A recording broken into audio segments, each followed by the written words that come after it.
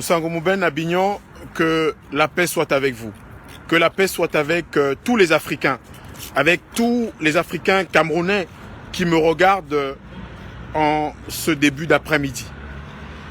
Le travail que nous avons engagé, le travail à vocation historique, le travail à vocation géopolitique, le travail à vocation de mémoire, de travail et de devoir de mémoire, le travail à vocation journalistique, d'investigation également, puisque ces domaines sont liés, est entamé et il a considérablement évolué. C'est un travail qui a été à la fois inspiré par le débat sur la question des accords dits secrets entre le Cameroun et la France, mais également de la nécessité de refonder les pays africains qui ont été sous le giron de la France, 15 pays notamment, sur la base de la conscience historique, du dialogue fécond avec le patrimoine et l'histoire, mais également des actions structurelles et concrètes pour que l'Afrique, notamment cette partie de l'Afrique, redevienne Afrique. Ce travail d'investigation nous a menés à mettre au jour, et je peux le dire, la liste des accords, conventions, traités qui ont été signés entre mon pays, le Cameroun, et la France. La liste des accords, conventions et traités qui ont été cités dans un certain nombre de documents, dans un certain nombre de travaux, dans un certain nombre de documentaires et qui ont été évoqués récemment par l'ambassadeur de France au Cameroun, M. Guilou. Cette liste d'accords, de conventions et de traités part du 31 décembre 1958. Le 31 décembre 1958, le Cameroun, qui est un pays qui a le statut de territoire sous tutelle de la France depuis les accords de tutelle de 1946, a accédé avec ce qu'on a appelé la loi de fer à l'autonomie interne à partir de 1957. Et dans le sillage, dans la mouvance du long travail, de l'engagement, du martyre et de l'héroïsme de populations camerounaises qui, on a retrouvé l'ensemble des documents, ont adressé des pétitions à la Société des Nations à partir de 1922, mais également à l'Organisation des Nations Unies dès sa création. Ces pétitionnaires camerounais sont de toutes les régions du Cameroun, notamment du littoral du sud et de l'ouest Cameroun. Ces pétitionnaires camerounais ont été représentés notamment par M. Vincent Ganti, qui était un Guyanais, qui était en poste au Cameroun et qui finalement est rentré en France et a accepté de représenter les intérêts d'un certain nombre de groupes d'entités camerounaises. Nous avons ces documents et ces pétitions. Ces pétitions portaient essentiellement sur des aspects liés au fait que les Camerounais ne voulaient pas être dirigés, administrés de façon coloniale par la France. Étant un territoire sous mandat de la Société des Nations par le statut de juillet 1922, et également un territoire sous tutelle par les accords de tutelle dont j'ai fait référence tout à l'heure à partir de 1946. Les Camerounais estimaient donc que leur territoire, qui était considéré comme pupille de la Société des Nations et donc des Nations Unies, de l'Organisation des Nations Unies, n'avait pas à être administré comme les autres territoires d'Afrique équatoriale française et d'Afrique occidentale française. Ils ont donc engagé ce travail substantiel, ce travail héroïque, ce travail intellectuel, ce travail de mobilisation. Et c'est un travail qui a inspiré un certain nombre d'autres Camerounais et Camerounaises, notamment Laurence Eteki, la fondatrice de la première association dédiée aux femmes dans ces luttes. Laurence Eteki, qui était également la fondatrice de la première pharmacie et de la première clinique privée au Cameroun. Laurence Eteki, qui a créé l'association des femmes camerounaises. Ainsi que Madame Niat, qui a fondé l'Union des femmes camerounaises. Et au sein de l'Union des femmes camerounaises, une dissension est née de ce que Madame Brigitte Niat était favorable à l'Union française, donc après 1946, Et les autres femmes, notamment Gertrude Omog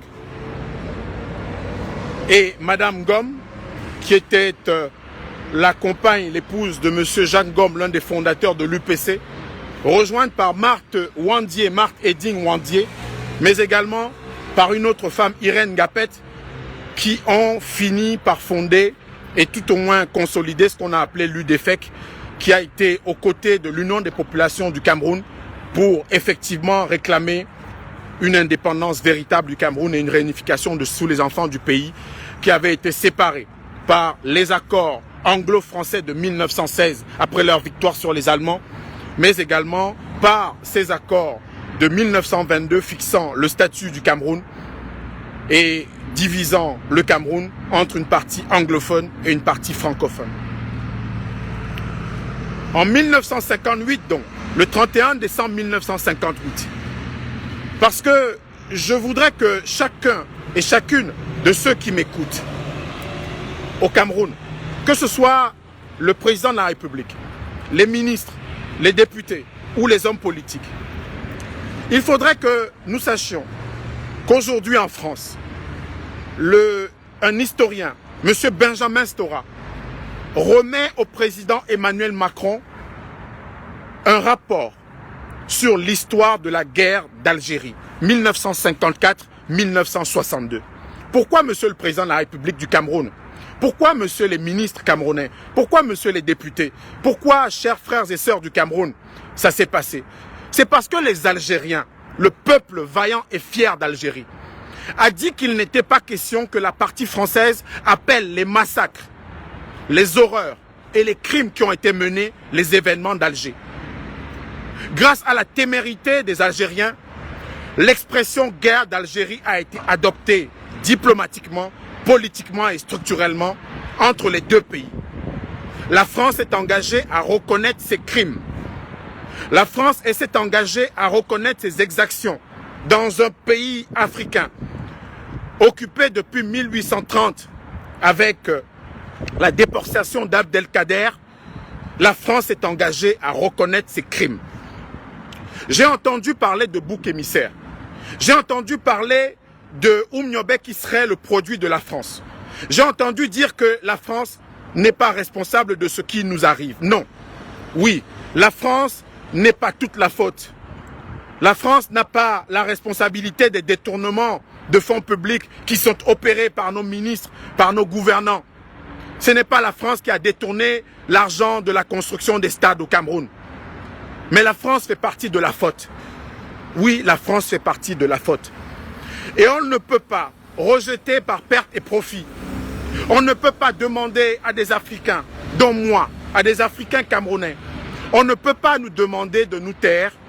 On ne peut pas demander de circuler tout simplement parce qu'il y a des relations d'amitié et de coopération entre deux pays. Non, on ne peut pas demander de nous taire. C'est pourquoi la mise au jour de cette liste d'accords du 31 décembre 1958 jusqu'au 21 mai 2009 était nécessaire et importante. Parce qu'elle permet de fonder la relation entre le Cameroun et la France sur la base du travail et du devoir de mémoire. Elle permet de fonder la relation entre deux pays d'égale valeur sur le plan international. Parce que nous sommes deux États. Elle permet de fonder cela sur la base de la vérité et de la justice. Et je pense que beaucoup qui savent le travail que nous faisons savent que nous assumons d'être des pleurnichards. Nous assumons de pleurer. Nous assumons de pleurer Oumniobé. Nous assumons de pleurer Félix Roland Moumié. Nous assumons de pleurer Wandier. Mais nous assumons surtout de pleurer ces 400, 500, 600 000 Camerounais dont a parlé Max Bardet. Max Bardet est un général français. Max Bardet est un général français commis par la France pour mener des opérations militaires au Cameroun.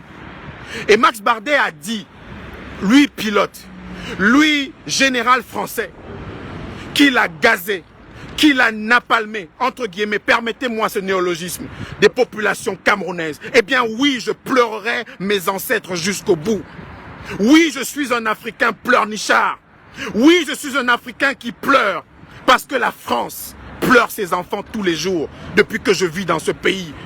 La France organise des commémorations pour ses enfants qui sont tombés sur le champ d'honneur pour la défendre. La France pleure ses enfants qui sont tombés dans les gares, dans les garnisons, dans le cadre de la résistance à l'appel du général de Gaulle le 18 juin 40. Oui, comme les Français, je pleurerai les miens. Et c'est pour cette raison que cette liste d'accords, le 31 décembre 1958, le Cameroun a signé avec la France. Ce jour-là, des conventions, dont une convention sur la défense, le maintien de l'ordre et l'emploi de la gendarmerie. Une autre convention sur l'utilisation des matières premières stratégiques. Tungstène, étain, uranium, pétrole, etc. pour les besoins de défense et pour assurer l'indépendance énergétique et stratégique de la France. C'est une réalité historique. Ce n'est pas moi qui le dis. Ce sont les termes de ces accords. Eh bien, la France et le Cameroun, jusqu'à date, jusqu'au jour où je vous parle, le Parlement de la République du Cameroun n'a jamais été saisi, contrairement à celui de la France en mai 2009 pour l'examen de rapports qui lient deux pays. Le Cameroun ne l'a jamais fait. Aucun député, aucun sénateur, aucun responsable camerounais n'a jamais posé la question de savoir pourquoi le 31 décembre 1958, le 31 décembre 1959, le 13 novembre 1960 et le 21 février 1974, on a signé des accords qui ont été négociés le 31 décembre 1958 et le 31 décembre 1959, ainsi que le 13 novembre 1960, entre des Français et des Français pour le compte du Cameroun. Oui, le 31 décembre 1958 et le 31 décembre 1959, c'est Jacques Rousseau, conseiller du président Amadou Ahidjo. C'est Georges Becquet, administrateur colonial auprès du haut-commissaire français au Cameroun. Et Xavier Belin, qui était en service au ministère des colonies en France et de l'outre-mer en France, autant pour moi, qui ont négocié pour le compte du Cameroun et de la France. Ce sont des Français qui ont négocié pour le compte du Cameroun et de la France. C'est la vérité et la réalité historique. Et je veux saluer ici le travail qui a été fait par Jacques Tachita, par Manuel Doumer et par Thomas Deltombe dans le cadre de l'ouvrage monumental Le Cameroun, une guerre cachée aux origines de la France-Afrique, mais également l'ensemble des historiens, l'ensemble des activistes, l'ensemble des intellectuels, l'ensemble des journalistes qui ont contribué depuis des années à documenter ce travail. Je voudrais saluer également les journalistes français, auteurs de l'histoire secrète de la Ve République. Je voudrais également saluer les journalistes français qui ont procédé à des interviews. Des journalistes français qui sont allés demander où est le corps de Félix Roland Moumié.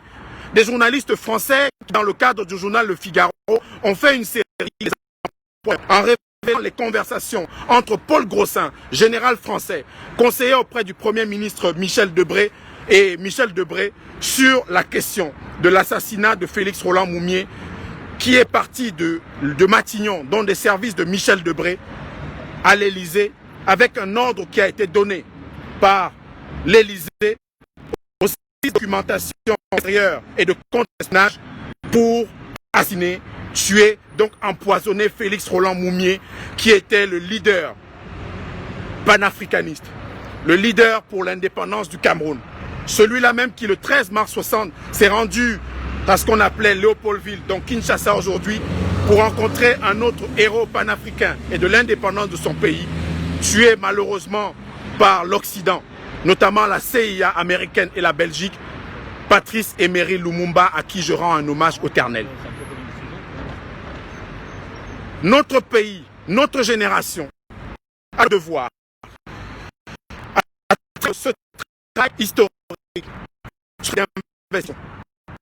notre génération a le devoir de saisir les parlements français et camerounais parce que l'article 31 de la Constitution du Cameroun enjoint les députés camerounais à contrôler l'action du gouvernement, notamment par les commissions d'enquête parlementaires.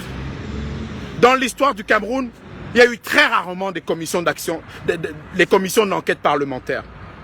Il y a eu une commission d'enquête parlementaire sur la CELUCAM, dont M. Hilarion était pilier.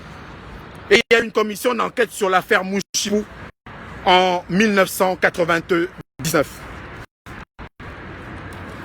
Eh bien, à cette commission d'enquête, pour l'honneur, pour la mémoire, pour le salut de tous ceux qui sont morts au Cameroun, il faudrait que la représentation nationale camerounaise puisse participer à ce travail et à ce devoir de mémoire pour qu'on ne nous parle plus d'amitié historique entre deux pays sans que les peuples ne soient associés.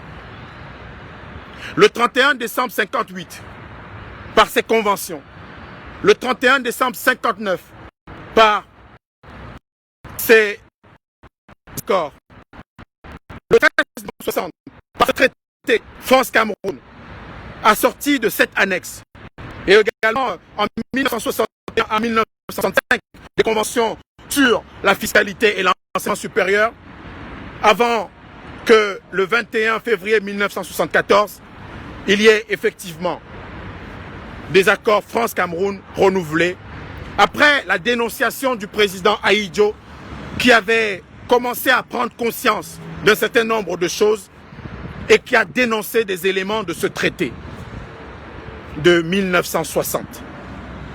Je rappelle au passage que le 31 décembre 1958, quand le Cameroun signe l'ensemble de ces 12 conventions, il n'y a que 2 conventions qui sont rendues publiques. Le 31 décembre 1959, parce que l'accord de 58 était valable pour 6 mois, le 31 décembre 1959, également valable pour 6 mois, il n'y a que 2 de ces accords qui ont été rendus publics. Le 13 novembre 1960, sur l'ensemble des éléments composant le traité France-Cameroun, il n'y a que 2, concernant d'une part le statut de la mission militaire française au Cameroun et d'autre part l'assistance technique française, militaire française au Cameroun qui ont été rendus publics. En 1958, en 1959, les accords sur la coopération monétaire qui forçaient le Cameroun à rentrer dans la zone franc, alors que le Cameroun n'a pas été une colonie française. En 1959 et en 60, ces accords de coopération monétaire n'ont pas été rendus publics et les Camerounais n'en savent pas grand-chose. Ce n'est pas normal. Ce n'est plus normal. Nous ne pouvons plus continuer. Et là, sous le boisseau, dans le sillage de cette culture du secret, la Banque des États de l'Afrique centrale, qui était jadis installée à Paris et qui a été transférée à Yaoundé en 1975, parce qu'il y a eu des accords monétaires en 1972, notamment le 23 novembre 1972, entre les pays, les 15 pays africains, les 14 pays, puisque les Comores c'était un peu plus tard, les 14 pays de l'Afrique de l'Ouest et de l'Afrique centrale qui avaient donc en usage le CFA, il y a eu un accord de coopération monétaire avec le Trésor français. Et le Cameroun, qui n'avait pas vocation à appartenir à cette zone, y a été intégré. Le Cameroun a été intégré, a été amené et forcé à utiliser une monnaie qui n'est pas la sienne. Le Cameroun, mon pays, notre pays, votre pays, a été amené à négocier des accords de coopération monétaire sans que l'opinion publique camerounaise, sans que la représentation nationale camerounaise puisse en être informée. Aujourd'hui, dans le sillage de l'écho, du détournement du processus de l'écho qui a été entrepris entre M. Alassane Ouattara et M. Emmanuel Macron, eh bien, nous sommes aussi en train, en Afrique centrale, de renouveler cette culture du secret. La Banque des États d'Afrique centrale, l'Union monétaire d'Afrique centrale, des responsables financiers et technocrates camerounais, entre autres, travaillent pour la transformation du franc CFA en éco. Avec un maintien de la parité, un maintien de l'adossement de cette monnaie à l'euro. C'est ce qui est engagé. C'est ce qui est entrepris depuis et on ne le dit pas au Camerounais. On ne le fait pas voir au Camerounais. On ne dit pas aux Camerounais qu'on est en train, une fois encore, après 1958, le 31 décembre 1958, donc la Convention de coopération monétaire et financière, après le 31 décembre 1959, le même accord de coopération monétaire et financière, après le 13 novembre 1960, après le 23 novembre 1972, on est encore avec la même culture du secret, la même culture de la dissimulation, la même culture de l'évitement des opinions publiques et des parlements, de part et d'autre. On est encore en train d'imposer aux Camerounais, on est encore en train d'imposer au peuple de Oumniobé, au peuple d'Ernest Petit-Aqua, au peuple de Mounier, au peuple de André Marimbida, on est encore en train de nous imposer un autre secret. Il faudrait que dans le cadre de ce travail, la partie française, beaucoup de Français, dans l'opinion, ne veulent plus que nous fonctionnons sous le sceau du secret. Et pour cela, j'invite tous ceux qui veulent se mêler, parfois de ce qui ne les regarde pas, dit-on. J'invite ceux-là, le groupe d'amitié parlementaire France-Cameroun, les députés français. J'invite le Parlement camerounais, en vertu de l'article 31 de la Constitution du Cameroun, et en vertu de l'article 66 du règlement intérieur de l'Assemblée nationale, puisque nous, citoyens camerounais, en vertu de ce règlement intérieur de l'Assemblée nationale, nous pouvons aussi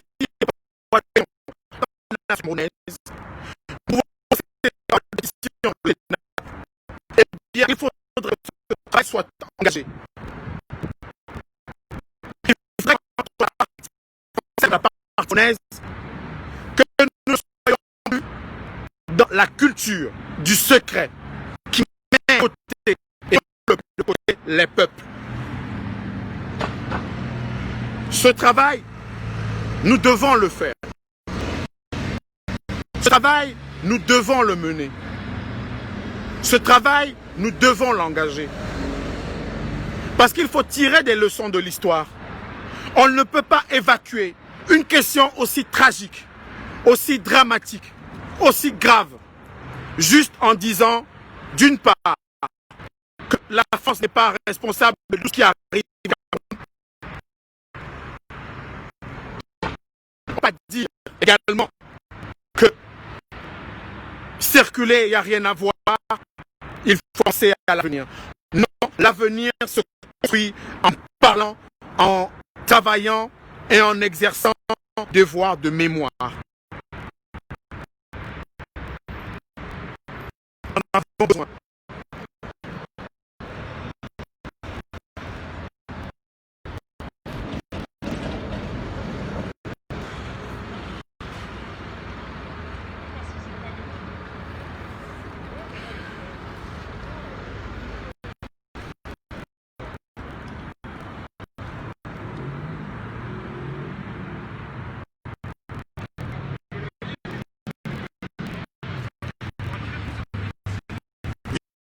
Nous avons des problèmes de son. Je ne sais pas si la qualité du son s'est établie. Je ne sais pas si vous m'entendez très bien. Si vous m'entendez très bien, essayez de me dire si le son vous m'entendez très bien.